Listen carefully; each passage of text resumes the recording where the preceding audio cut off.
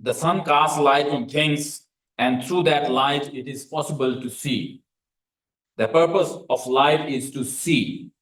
Now we are inviting someone who is lyrical with the Persian text of Rumi and is a faculty at prestigious university of named Lahore University of Management Sciences, and she has traveled all the way from city where Iqbal lies for eternity, Lahore, to be part of this important evening. So I invite all of you to join me in welcoming Fatima Fayyaz. Please welcome Dr. Fatima.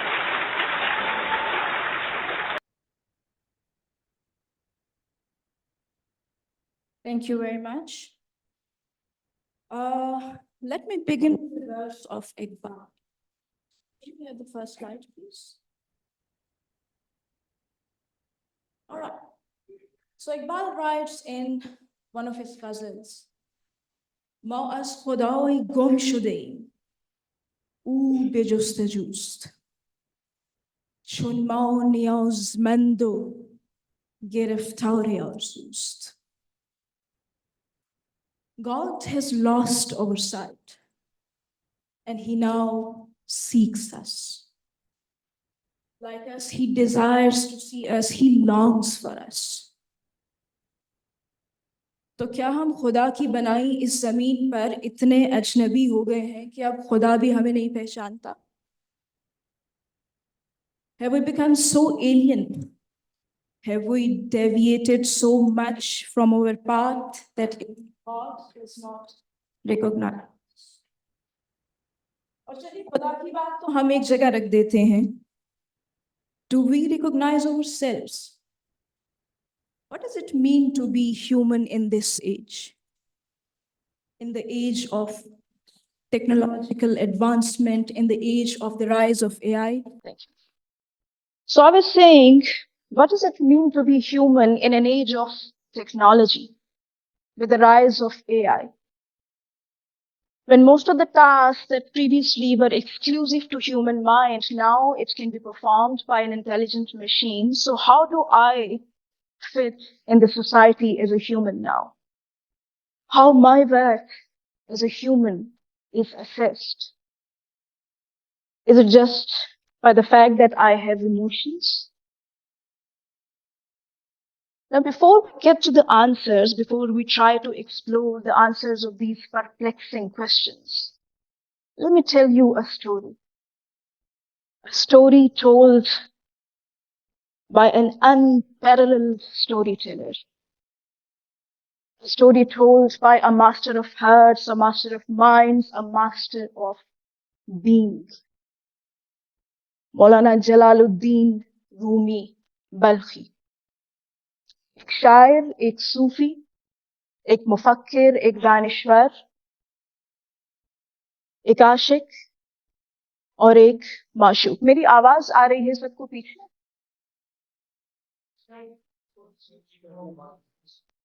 How can I read this? Okay, I'll try to speak. Rumi tells the story of an elephant who was brought from India and was put on a show in a dark room. And because it was impossible to see an elephant in the dark, all the people there, they were trying to touch the elephant and have an idea of what this animal is all about. So the first person who got his hands on the ear of the elephant said, oh, this seems to be a fan. Another person who got his hand on the foot of the elephant, he said, oh, this seems to be a pillar.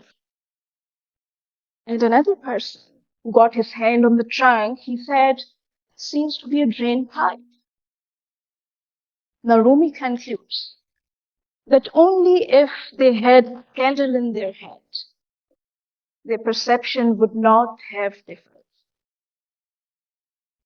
Consider this elephant to be a human, my friends, and all those people around the elephant who would try to touch the elephant. Consider them to be philosophers, psychologists, anthropologists, who have tried to define what is human through centuries, then this story would reflect on what happens almost 4 centuries after the time of Rumi, when during the age of European Renaissance, the knowledge was produced with the supposed notion of man is mayor of all things. Not to even accept that that knowledge was built around the human and understanding the human, the question is, was that knowledge produced with a candle in hand? Or yet that knowledge was produced just by the touch of hands, by sensory perceptions? Now, to find answers, I will take you to a twofold journey, where on one hand, we'll see how the modern and pre-modern humanity sciences and how even the old, the classical philosophers have tried to define human being. And on the other hand, I'm going to share with you how Rumi, the great master, has defined what does it mean to be a human. Can we have the next slide? Okay, no, go to the previous one.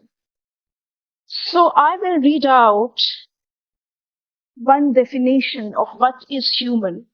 And this is from the work of evolutionary anthropology, a very recent work. So I would read out this very fundamental, very basic definition, which defines human by some physical characteristics. It says, so humans are the ones who are upright bipeds.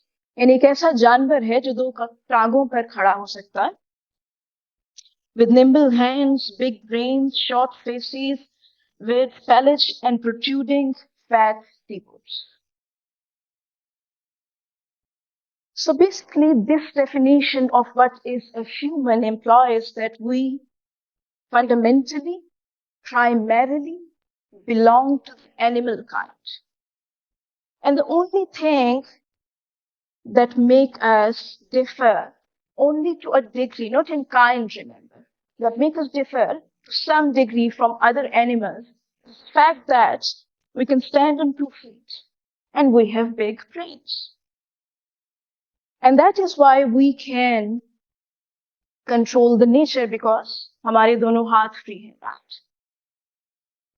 Now, even if we accept this shallow, this surface, this very bizarre definition of human beings, it doesn't hint that why we are given this privilege to control the nature. Do we control the nature just because we can, so we are entitled to do that? Or is there any larger purpose to it? Rumi has an answer to this question. When Rumi defines what is human, what does it mean to be human, what is humanity on a very fundamental level, this is what he has to say. Can I have a glass of water if possible? Okay, so this is how Rumi defines what is human. I'll read the verses. तो ज़िकर्रम नौ बनी आदम शही, हम बेदरिया हम बेखुश्की पाओ नहीं, के हमलनाहुम अलल बहरी बेजान, अज हमलनाहुम अलल बर पीशरा. You have the English translation here, and I'll translate this for you into Urdu. So Rumi says, "ए बनी आदम, तुम करमना की फजीलत से बादशाह हो." I would shortly come to this करमना. तुम समंदर पर पांव धरते हो और खुश्की पर थे. तुम्हें हमने समंदर पर गालिब किया है ताकि तुम बढ़ो रूह की जानिब. तुम्हें हमने खुश्की पर गालिब किया है ताकि तुम गुजर जाओ इस जिस्म से. So one crucial difference between how Rumi defines human and humanity and how the modern anthropology and the social sciences have defined is, for Rumi, we do not belong to Bani Haywan. See, Rumi has used the word of Bani Adam, so he has elevated us from being an animal, first of all. And then he says, yes, you are the king. Yes, you are the most honored, the most privileged creature on the earth. But that privilege and that honor is not your self-conceived virtue. You are not innately entitled to it. We have honored you. Karramna. Karamna comes from a verse of Quran. وَلَقَدْ كَرَّمْنَا بَنِي آدَمَ. And yes, we have honored you, the son of Adam. Thank you.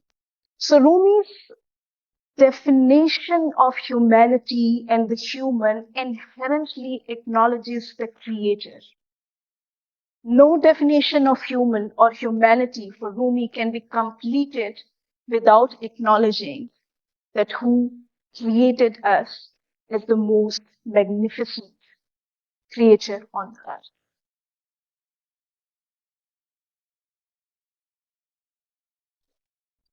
Then he talks about our domination on nature, on earth, on sea.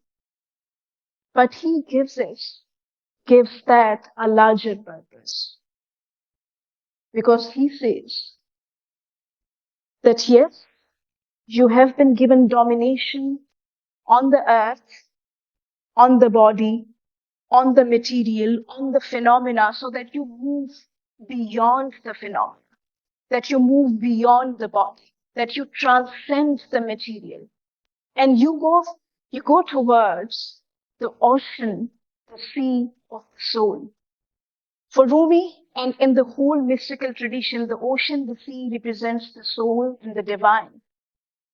So you are given the domination, the control over the earth, over the body, over the material, so you could move and transcend towards the soul and the meaning and the forms. You see, in these 4 lines, in this very basic definition of humanity, Rumi has given us a larger purpose to exist on the earth.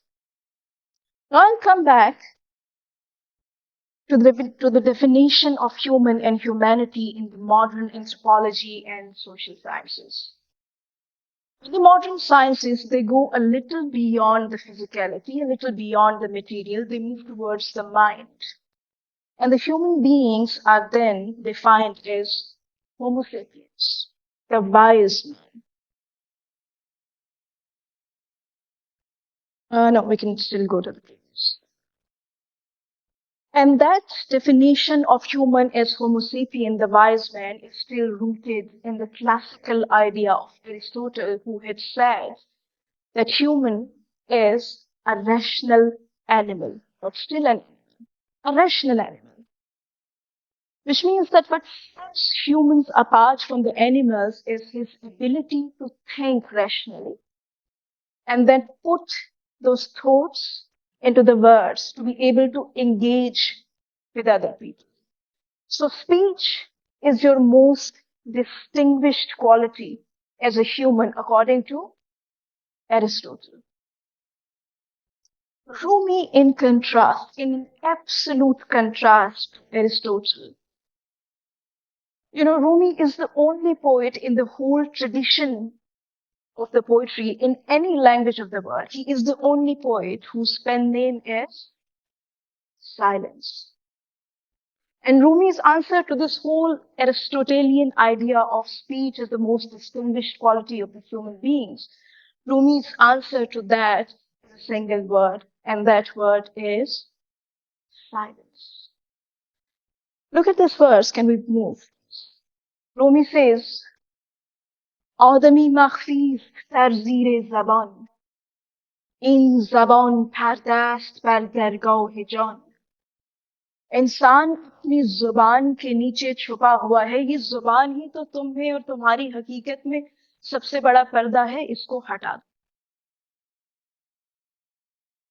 Isn't it an absolute antithesis of Aristotle who thinks कि जुबान ही आपकी सबसे बड़ी खूबी है When the whole knowledge is centered on your body and on your brain, yes, for the human body, yes, for the human brain, rationality is the pinnacle of achievement. But the point is, we the humans, we are not just body. We are not just brain. We have a soul. We have a heart. We have a spirit. रूह की क्या जुबान है दिल की क्या जुबान है So we definitely need another kind of knowledge, which is not only centered in the body, which is not only centered in your brain. And Rumi leads us to that knowledge, a knowledge that flows from within, a knowledge that comes from the depth of your soul, and Rumi calls it divine knowledge. Now, one might ask, what can this divine knowledge offer us? What can it offer us that rationality and intellect cannot provide? A very reasonable question, definitely. The answer is divine knowledge awakens us to our essential reality. It awakens us to the fact that wherever we turn, we shall find His face.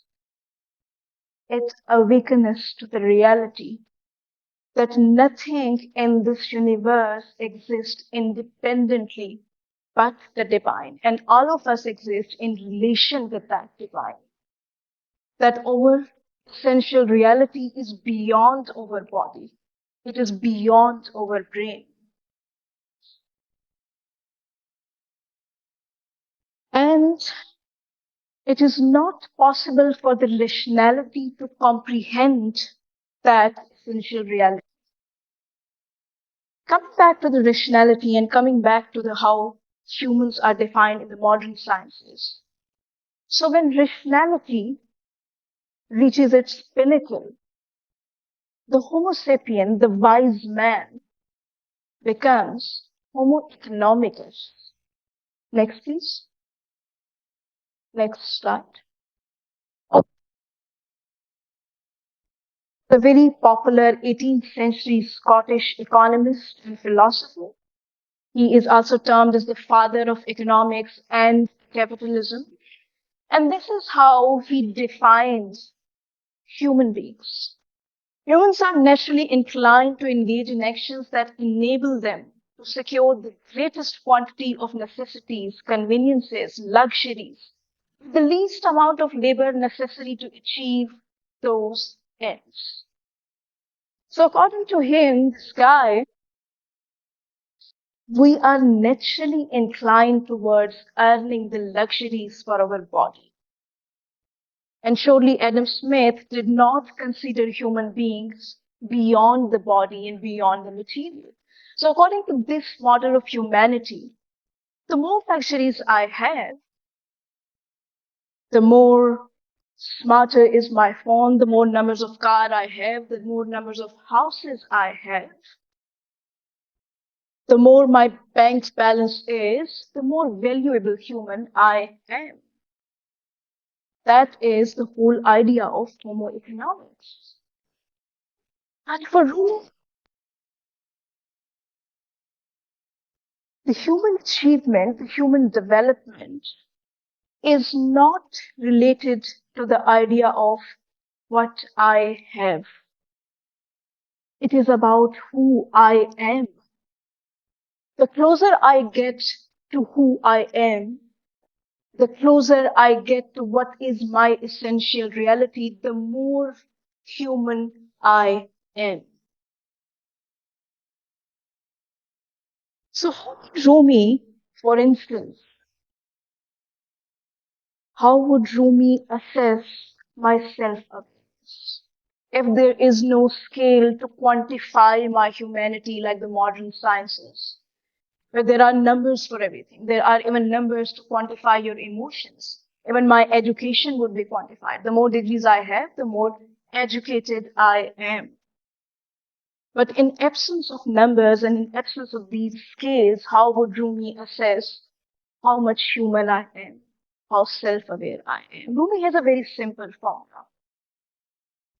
Rumi says that your object of desire would define how human you are. Yes? Okay. The more mundane your object of desire is, the lesser human you are. The more sublime, the more inclined towards the meaning.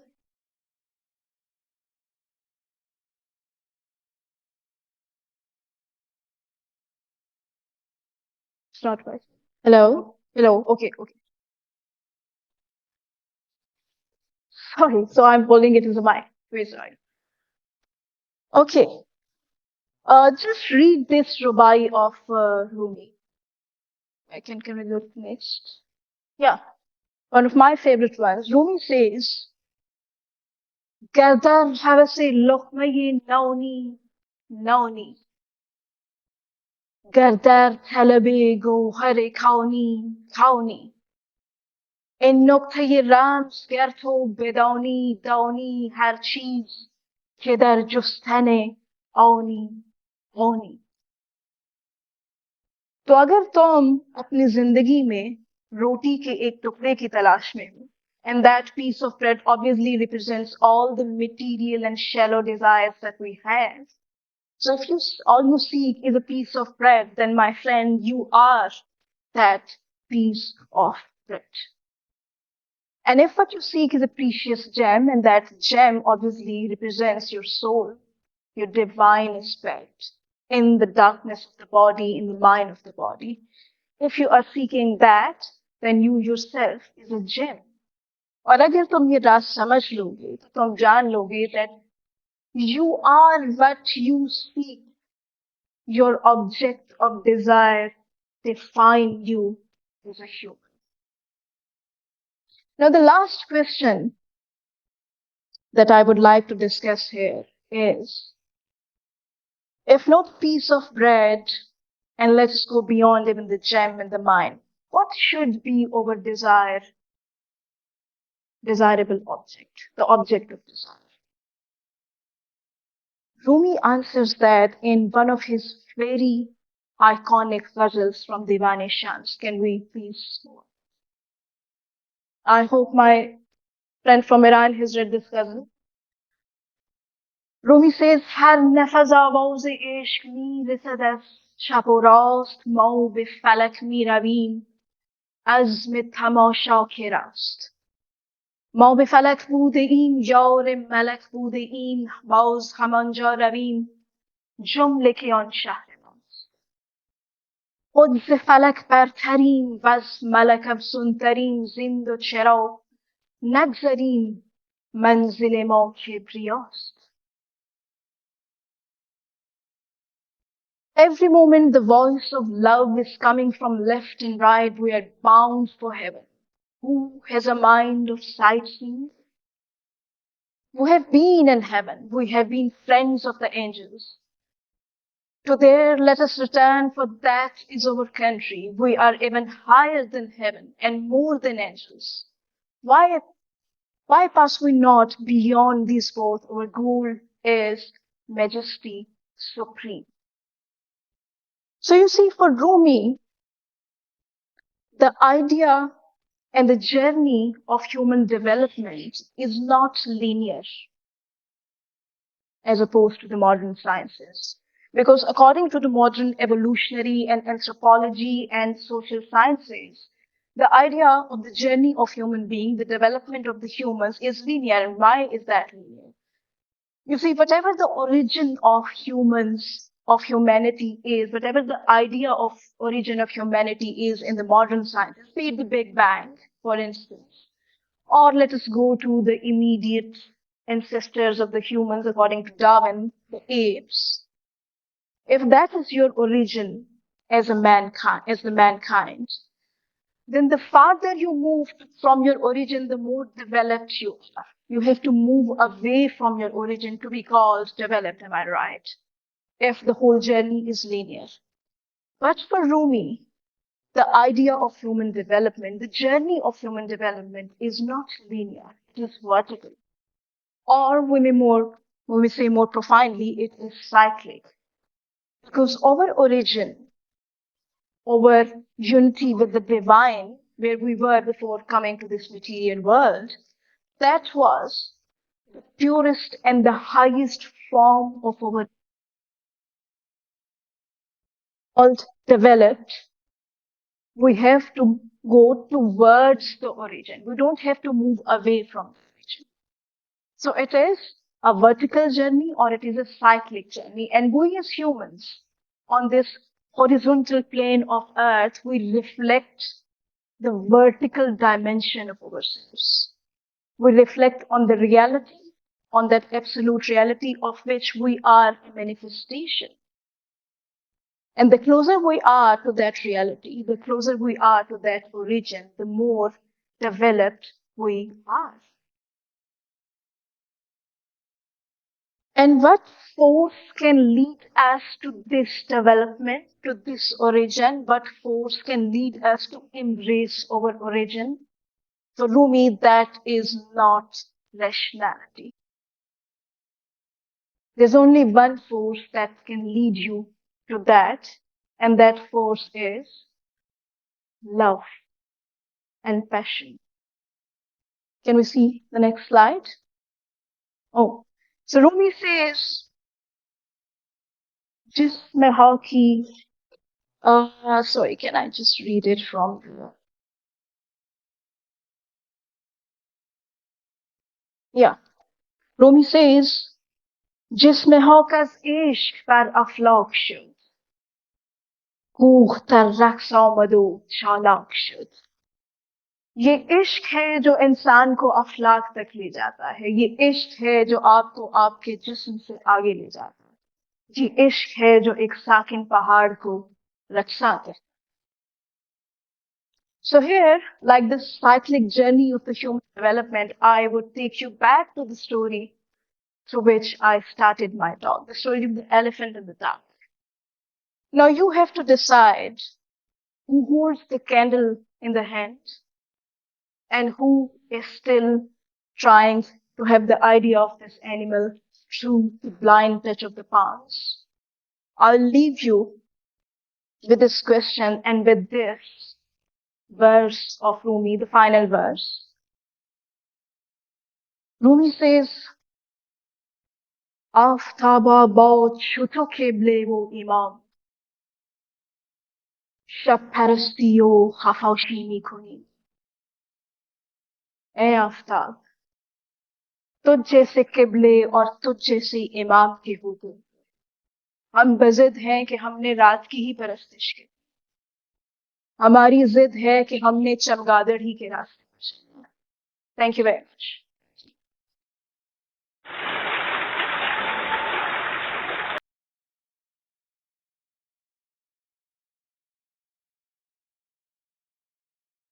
So this was Dr. Fatima Fayyaz, who was enlightening us with the importance of divine light that leads us to self-realization.